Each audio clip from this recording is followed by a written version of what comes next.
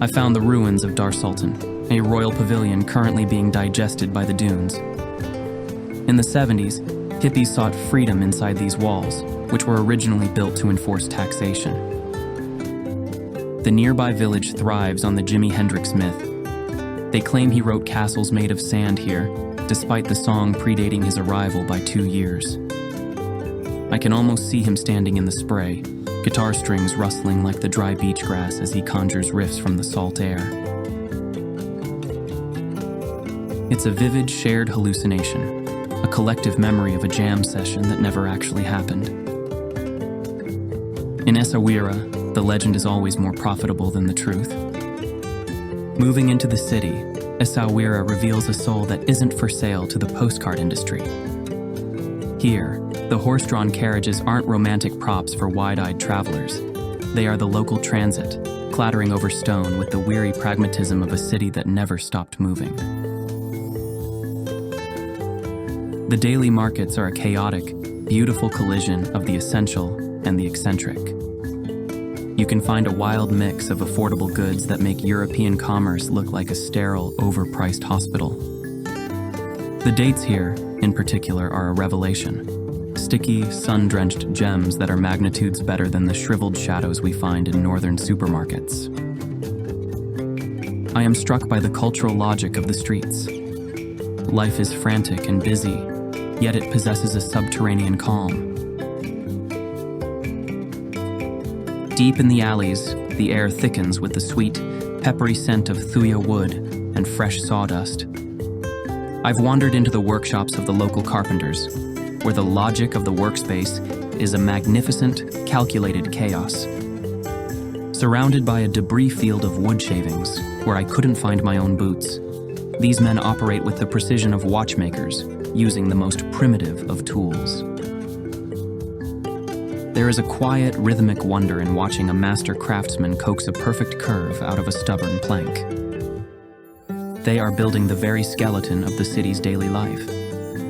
From intricate kitchenware to massive ocean-going wooden boats, there seems to be no limit to what can be conjured from this dusty disorder. I look at this living craftsmanship and find myself hoping that the modern world doesn't manage to optimize it out of existence. My sincere wish is that this vibrant, open-air museum stays breathing and alive for everyone to witness.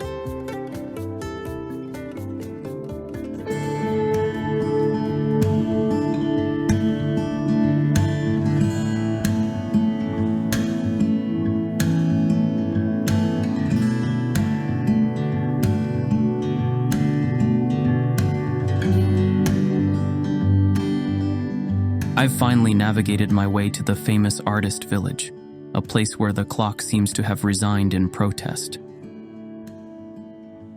Inside this different world, the artists operate with a focus that could drill through stone. Watching one man hunch over his canvas, I am reminded of the legend of Mohamed Tabal, a man whose life was a bridge between two worlds. His name literally means the drummer, and for years his only language was the thunderous beat of the Tabal drum during all-night ceremonies. But Tabal reached a point where the music became too heavy for his hands to hold. The rhythms were so powerful they needed to be seen, not just heard. He didn't switch from music to art. He simply started playing the rhythm onto the canvas, turning invisible sound into an explosion of color. This transition reveals the true heart of Gnawa mysticism, where a painting isn't just a decoration, it's a map of the inner journey. While the walls are covered in transcendent beauty, the nearby beach serves as the city's unceremonious landfill.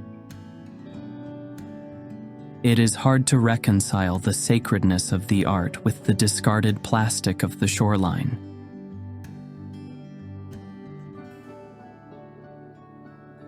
You'll notice the eyes in these paintings are always hauntingly large, representing the third eye, or the state of Jadba, the moment of ecstatic trance. The artists use thick, dark outlines around these eyes to signify the silky darkness of the Maghreb night.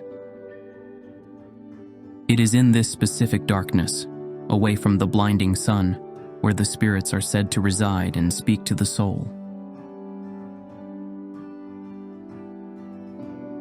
In this village, a splash of color is actually a genie trap, a talisman designed to capture a spirit and hold it still on a recycled tea crate. I was invited into their homes, and to say the atmosphere was chaotic would be a mild understatement. But it is this total, uncurated chaos that allows the Baraka, the divine blessing, to find its way through the clutter. They sit in the storm of their own making, creating something beautiful out of the silence.